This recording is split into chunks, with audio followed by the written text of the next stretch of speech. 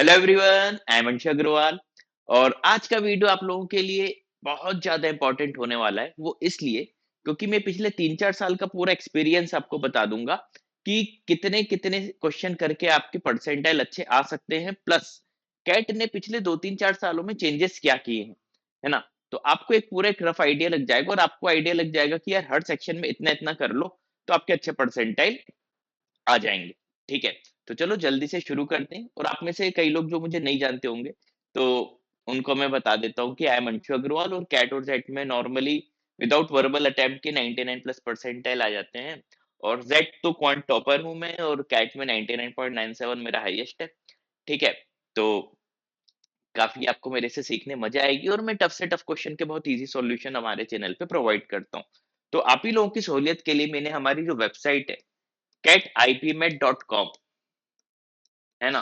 इसमें आप जाके देखना, काफ़ी सारे मैंने आरसीबी सॉल्व करके रखे हैं। प्लस अगर आप ब्लॉक सेक्शन में जाओगे, तो ब्लॉक सेक्शन में आपको कैट के प्रीवियस ईयर सॉल्यूशंस दिखेंगे, जहाँ पे आपको क्वांट के और डीआईएलआर अभी हम लोग इस पे काफ़ी काम कर रहे हैं। तो धीरे-धीरे ये काफ़ी अपडेट होगा, तो आप हमारी वेबसाइट से जुड़े रहना।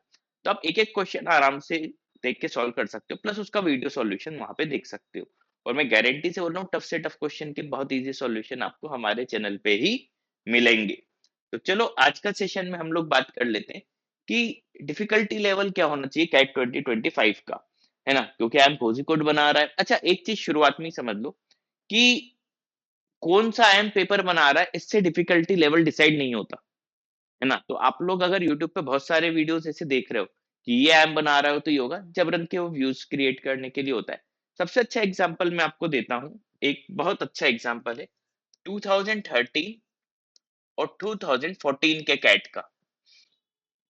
2013 का कैट भी आईएम इंदौर ने ही लिया था, है ना? फिर ये लोग वेंडर चेंज कर रहे थे, शायद टीसीएस से 13 तक वो प्रोमेट्रिक आई थिंक करवाता था। देन 13 से 14 में प्रोमेट्रिक को छोड़ के ये लोग टीसीएस के लिए शिफ्ट हुए थे। तो टीसीएस ने कहा था कि लास्ट ईयर जिसने करवाया था वही आईएम इस बार भी कैट कराए तो हमें आसानी हो जाएगी, है ना? क्योंकि उनको आइडिया होगा कि लास्ट ईयर कैसे हुआ था। तो 2014 में भी इंदौर ने ही करवाया था, है ना? अब अगर आप लोग कहीं भी इंस्टीट्यूट में जॉइन किया होगा अगर आपने और वो अच्छी फैकल्टी एक्सपीरियंस होंगी, बहुत सालों से कैट अगर पढ़ा रहे होंगे, तो उनके मुँह से आपने एक बात ज़रूर सुनी होगी कि अभी तक का सबसे जो टफ कैट माना जाता है ना? वो 2013 ही है और उसके बाद एक आया था 2023। ये 2 कैट अभी तक काफ़ी डिफिकल्ट आए थे, है ना? ठीक है, 23 के बारे में बात कर लेंगे। और 2014 और हाँ, अगर एक और बात की जाए कि आज तक का सबसे ईज़ी कैट कब हुआ है ना? तो वो भी 2014 है। इस बार तो लोगों ने सोचा था 2014 का जब बच्चे पेपर दे के बाहर निकले थे, तो बोल रहे थे यार इसके लिए हमने ये 50,000 1 लाख फीस दी है बड़ी-बड़ी कोचिंग्स में। क्योंकि पेपर का लेवल एकदम बैंक के उस समय जैसे एग्ज़ाम होते थे, बहुत लो लेवल के क्वेश्चन्स आते थे, उस टाइप का ये पेपर था, है ना? तो बहुत ही ज़्यादा लो लेवल का पेपर था। अच्छा, कंडक्ट कराने वाला दोनों साल कौन था? इंदौर। तो आप ये नहीं बोल सकते कि कौन-सा ऐप कंडक्ट करा रहा है, तो पेपर का लेवल क्या होगा। पूरी एक टीम बैठती है, कमिटी बैठती है, डिसाइड करते हैं, है ना? क्या-क्या करना चाहिए, नहीं करना चाहिए, कितने लेवल का डिफिकल्टी होना चाहिए एंड सो ऑन, ठीक है? तो आपके दिमाग में बस ये नहीं आना चाहिए कि कोज़ीकोड बना रहा है तो टफ होगा या ईज़ी होगा, दोनों ही चीज़ें नहीं आनी चाहिए। अब हम कंपेयर करें, ईयर वाइज़ कंपेयर हमेशा करना चाहिए, क्योंकि उससे आपको आइडिया लगता है कि ये लोग सोच क्या रहे हैं, इनकी थिंकिंग क्या है, किस हिसाब से ये पेपर डिज़ाइन कर रहा है। तो अगर आप ध्यान से देखोगे, तो धीरे-धीरे कैट का डिफिकल्टी लेवल इंक्रीज़ हो रहा था पिछले कुछ सालों में। लाइक अगर हम बात करें 2017, है ना? तो 2017 का जो पेपर था उससे थोड़ा-सा टफ 2018 था, उससे थोड़ा-सा टफ ये ऐसे-ऐसे चलते आ रहा था, है ना? और कोविड के बाद इन्होंने वो 3 आवर्स की जगह फिर 2 आवर्स कर दिया था, है ना? तो ये 2023 तक लेवल बढ़ते रहा। कभी इन्होंने टाइम में ट्विस्ट कर दिया 3 आवर्स का 2 आवर्स का, फिर आपको कम टाइम में ज़्यादा क्वेश्चन अटेम्प्ट करने रहे, है ना? उस हिसाब से देखें। फिर 2023 पे आप मान लो पीक पे पहुँच गया, तो जब भी पीक पे चले आता है तो वापस से लेवल से थोड़ा-सा डाउन कर देते हैं। ये होता ही है क्योंकि अब उससे ज़्यादा कैटअप बनाओगे जब कोई कर ही ना पाए, ठीक है? तो इनको सारी स्ट्रीम को ध्यान में रखना पड़ता है ना कि यार इंजीनियरिंग वाले भी कर लें, कॉमर्स वाले भी कर लें, आर्ट्स वाले भी कर लें, है ना, जिनका मैथ्स बैकग्राउंड नहीं है वो भी कुछ कर लें। ठीक है, तो सारी चीजें इनको ध्यान में रखनी पड़ती हैं। तो फिर 2024 में क्या हुआ, थोड़ा सा इन्होंने लेवल डाउन किया, है ना, थोड़ा सा लेवल डाउन किया। थोड़े से का भी मतलब है, आप पर सेक्शन अगर देखोगे, चाहे वो वर्बल एबिलिटी हो, चाहे वो DILR हो, चाहे वो क्वांट हो, तो इतना भी इजी नहीं किया कि आप लोग कुछ ज्यादा ही अटेम्प्ट कर लो, ये चीज समझना। नहीं तो आपने लोगों के मुंह से कहते सुना होगा, अरे कैट 2024 तो बहुत ज्यादा आसान था। इतना भी ज्यादा आसान नहीं था, नहीं तो हर कोई 22 आउट ऑफ 22 पर सेक्शन कर रहा होता, है ना। आसान बस ये था कि 2 to 3 क्वेश्चंस का एडवांटेज मिला था तीनों सेक्शन में। मतलब वर्बल एबिलिटी में कहीं कोई बच्चा अगर 10 क्वेश्चन कर रहा होगा तो उसने 13 कर दिए होंगे। DILR में नॉर्मली 8 या 9 क्वेश्चंस करके, है ना, या अपन ऐसा बोले कि 6 to 7 अगर करेक्ट क्वेश्चन कोई कर रहा है तो 90% आ जाता था।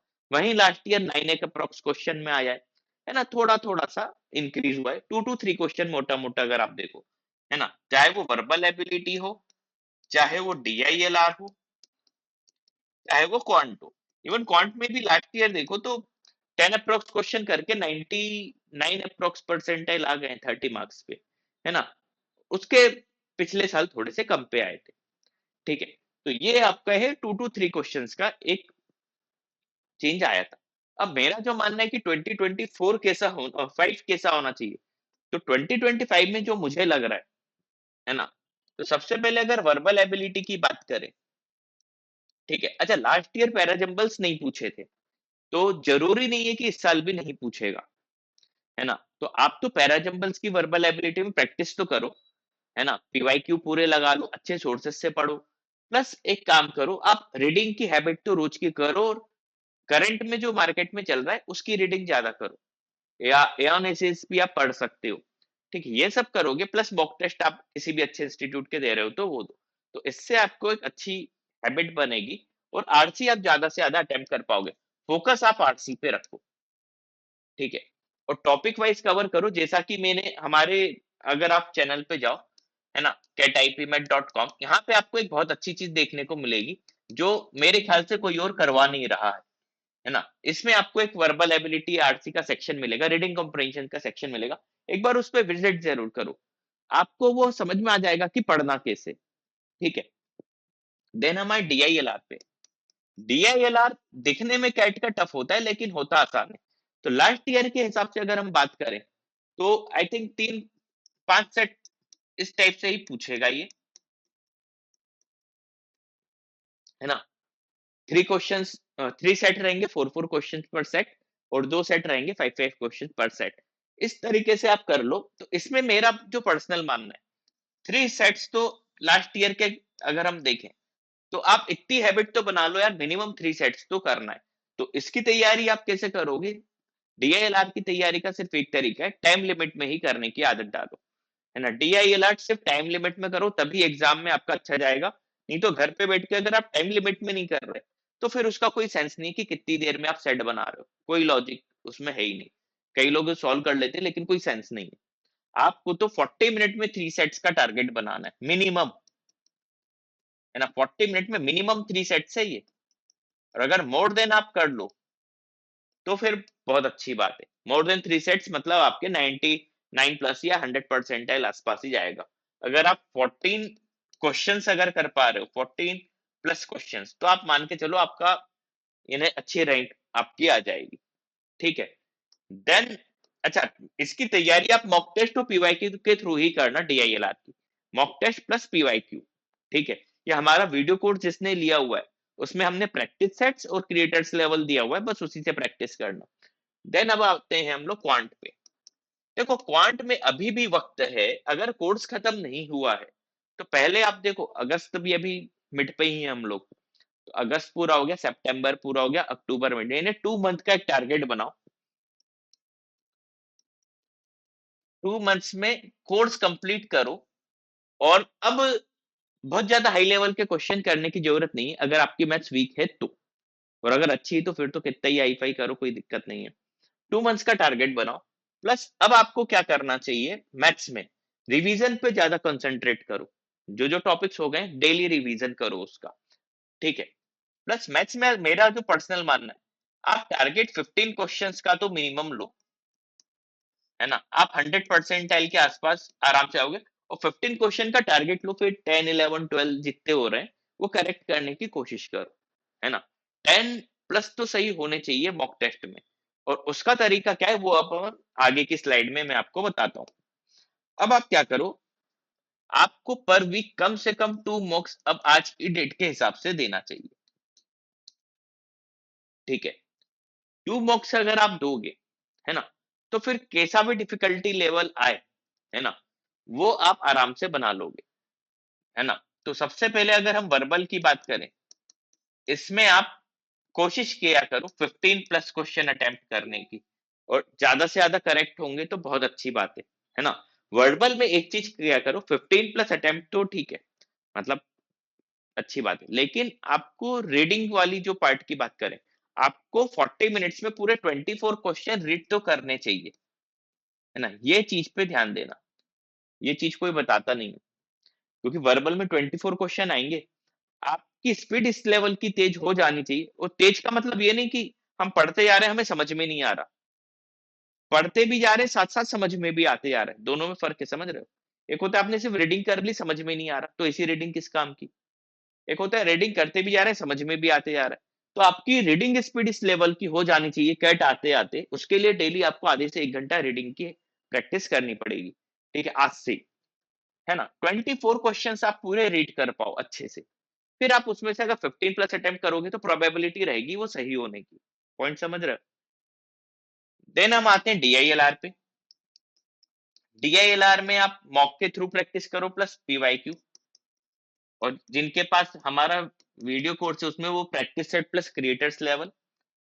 थर्ड क्वांट में मेरा मानना है कोर्स अभी तक अगर हो गया हो तो मॉक्स खूब सारे दो, टॉपिक वाइज टेस्ट दो, फुल लेंथ मॉक दो, या कोर्स नहीं हुआ है तो मिड सितंबर तक कोर्स खत्म करो, है ना? अब अगर हम बात करें इन तीनों के अलावा तो मॉक टेस्ट आपको जो है, मॉक टेस्ट में आप ध्यान रखो वर्बल जैसा मैंने बता ही दिया 15 प्लस। डीआईएलआर में आप ध्यान दो 3 सेट्स पे कंसंट्रेट करो।